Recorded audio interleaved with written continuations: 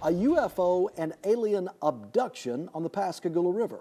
You may have heard this story from the 70s. Two men fishing on the river say aliens grabbed them. Now, 45 years later, for the first time, a witness is coming forward saying she saw this alien encounter. It scared the living hell out of you. I still sometimes have a few nightmares about it.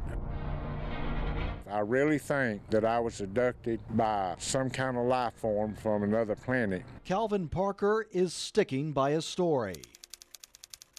On October 11th, 1973, he and now deceased Charles Hickson say while fishing they were pulled onto a spacecraft, examined, and then put back down.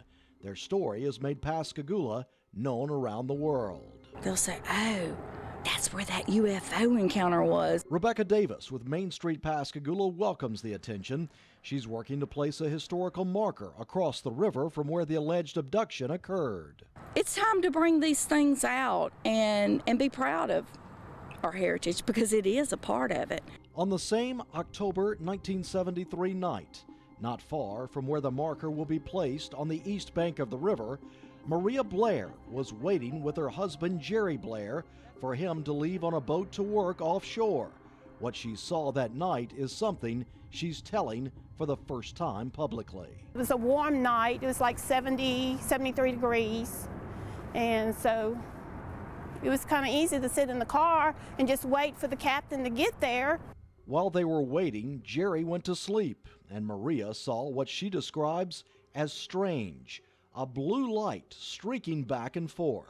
You're looking up at the sky and you're looking at stars and you're looking for the Big Dipper and all kinds of things, and that's when I seen it rise up in the sky over here. Where I seen it come up was probably over in this area somewhere, the blue light, and it was over, just like I said, right over where they were abducted. At the time, she thought it was a plane or a helicopter. You don't think it's UFO? The blue light continued moving without noticeable sound for about 30 minutes, and when it went out of sight, we hear this loud water, just like something just fell in the water. It was a loud splash. The water just riffling, and then when I looked down, that's when I seen it look like a person in the water. I'm looking right, it was like right below me.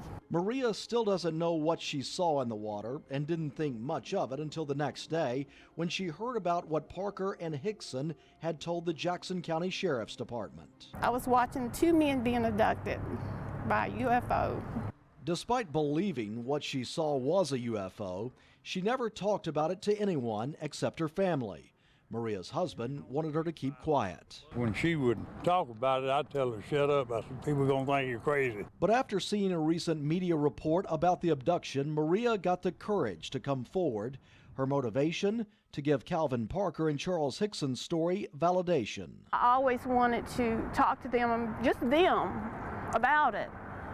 And just see, let them know that I knew that they weren't lying, because they weren't lying. In 1973, Maria Blair and Calvin Parker were separated by a river. Now, with a 45-year-old secret washed under the bridge, Maria met Calvin face to face for the first time. How are you? Good to see you. Hello, are you okay? Yeah, I'm fine. Oh, well. It's my husband, Jerry. Last time I Nice saw to you meet was you. on Johnny Carson. Yeah, When was that, about 74 or 75? 75. Yeah. We've been friends, we just didn't know We it. just didn't know it, that's right. It didn't take long for the conversation to turn to what's brought Calvin and Maria together. Yeah, it's burnt right in my mind That that is night. mine, too. I seen it go up from right here, and that's when I seen it in the air, with the blue light, and it took off that way, and it followed along that river. Calvin's story has been questioned and doubted for most of his life. He says he had lost all hope of a witness coming forward, but now he and Maria both have a sense of relief. I want to so thank you glad. for coming forward. I can now put my mind at ease that I've told what I knew.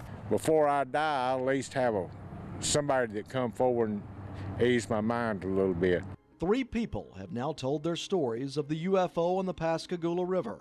Calvin Parker has written a book about it, and he doesn't think these will be the last stories told of extraterrestrial life on Earth. It's foolish to look up in the sky and see all these stars, and all these stars has got planets around them, and think that we're the only life. All right, so there's a different take on it. That was quite the story. I'm impressed. I don't really know what to think. Yeah, well, it is up for interpretation there. Now, plans are in the works to unveil the historical marker I talked about there in the story on the banks of the Pascagoula River with a ceremony in June. The marker will say the Pascagoula UFO story remains the best documented case of alien abduction.